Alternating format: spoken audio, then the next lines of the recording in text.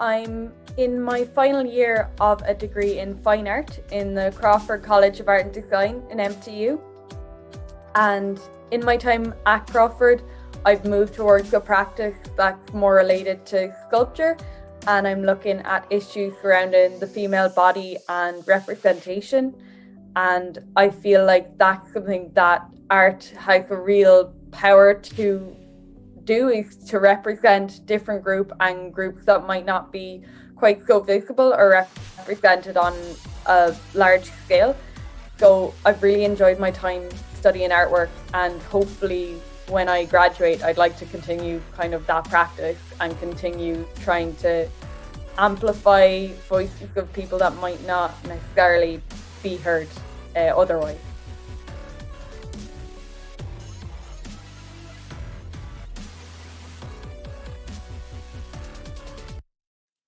I think for me, International Women's Day is a really nice point in the year to acknowledge the accomplishments and abilities of women.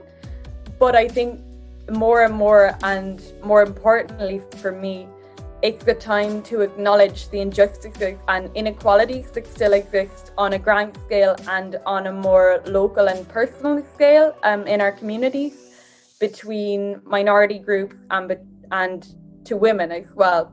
And it's the time to really acknowledge the things that we each can do individually and collectively to try and level the playing field in the year going forward, and to lift each other up and empower one another.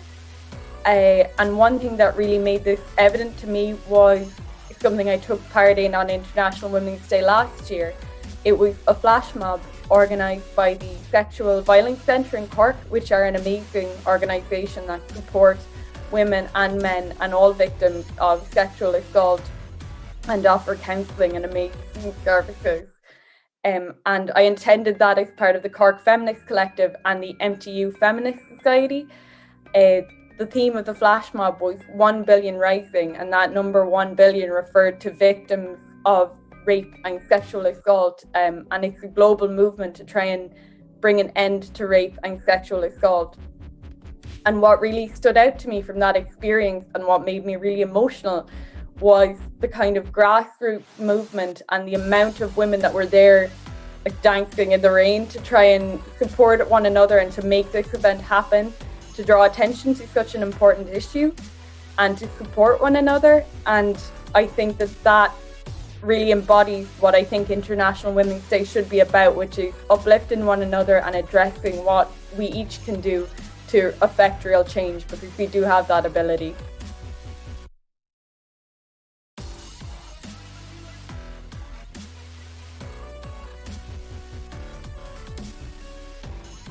I don't think I could pick just one person in particular who inspires me, and I know that that's kind of dodging the question a bit, but I would say that at the moment I'm really inspired by almost everybody I know. It's been an incredibly difficult year, and it's been a time when we've had pretty much everything that we thought we could rely on, maybe like jobs or things that gave us a sense of security or identity, stripped away from us. And I think that I've been really inspired by our kind of collective drive to support one another and to connect with one another, even in the most difficult of circumstances in the past year, particularly among my friends and family, but also people I work with and people within my college who just try to make that connection. I think that our drive to be there for one another and support one another and uplift one another is such an important value to have. And I'm inspired by everyone who has that and is true to that, and will strive to kind of support and empower every member of the community as much as possible. I think that is so inspiring. And one thing that this whole pandemic has made really evident to me is that it's there in all of us. And when you strip away those external identifiers of like job or image or status, those are the things that really matter. It's connection and it's caring about the community. And I think that is so inspiring.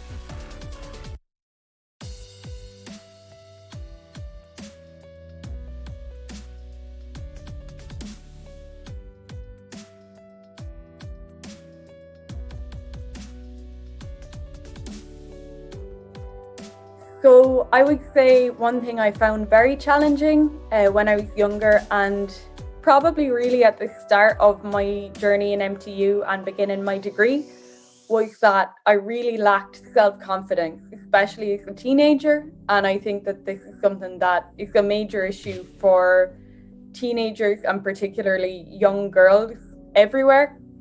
I think that it's incredibly difficult to find that sense of confidence and sense of self-worth, especially when there are a lot of messages perpetuated on like a grand scale that would tell us to put our value in things that we can't really control. So for example, like the approval of others, or maybe like cosmetic companies or like weight loss programs. And it's all, I think, kind of like a red herring to distract away from the fact that we are valuable and we have important things to say, regardless of what other people think.